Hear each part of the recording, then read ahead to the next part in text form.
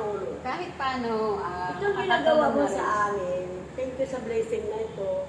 May impact ito sa'yo na nakakaunawa sa aming kalagayan at ang araw-araw namin na buhay. Na nagtataga. Kasi kung wala ka nagtaga, wala ka. Mga mamsi, naiyak ka kay nanay. Oo, hindi. Ito po yung sinasabi ko. Oo, kailangan talaga sacrifice. Opo. Kasi kung hindi ka magtyaga, wala kang nilaga. Hindi mo makakamit yung gusto mo. Kailangan marunong ka rin magbigay sa iyong pinanggalingan. Hindi, joke lang. So, ayan mga mamsi, naiyak ako kay nanay. Si nanay ang aking ano yan. Sa mga tulong mo na hindi namin makalimutan ito. At napakalaking bagay na ginawa mo ito sa amin. Lalo-lalo naman kailangan na kailangan namin. Yung tulong. Ayan. Tutulong yung barangay. Alam. Pero hindi ako tatakbo na yan. Naiiyak ako mga mamsi. Bubuto ka lang naman. Bubuto ka lang naman.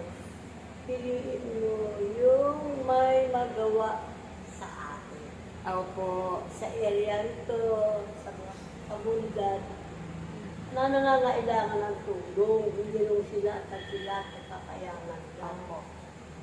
Diba? Opo naman. Ayan na ya, pagka mag-ano tayo na, hanap tayo ng sponsor ng puhunan mo. Ayan. Yes, yun. Babalikan po kita. Sabi ko naman lagi sa'yo. Sa dapat mong gawin, kung ano man yan.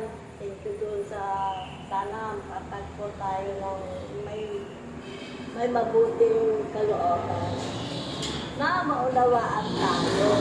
Opo. Ang ating, alam niya yung ating mga pangarawan pangangailan.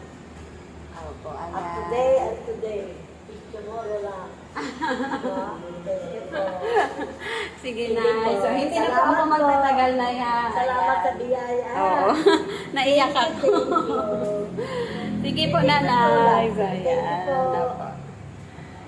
Bye-bye. Ayan, medyo na-touch ako doon kay nanay, mga mamsi. Kung bakit si nanay ang aking napiling tulungan ngayon, mga mamsi, dahil si nanay talaga ay hirap din sa buhay. Nagtitinda din po siya doon ng mga kape-kape tuwing gabi, mga mamsi. Sa mga dumadaan na gustong magkape, yan lang ang pinagkakabuhayan niya, mga mamsi. Mayroon siyang natira sa kanya isang anak. Yung iba kasi may mga asawa na rin daw, wala rin naman daw ano sa buhay. At yung anak niya na nasa kanya ay mayroon din pong anak. Pero yung anak niya ay nag-aaral pa. Ayan, tinataguyod po ni nanay mag-isa, mga mamsi. Ayan, ang kahilingan niya po ay sana daw madagdagan ang kanyang puhunan. So, ayan, kasi gusto niya magtinda ng mga balot, mga saging, ganyan, para may tinda siya sa araw, mga saging, ganyan.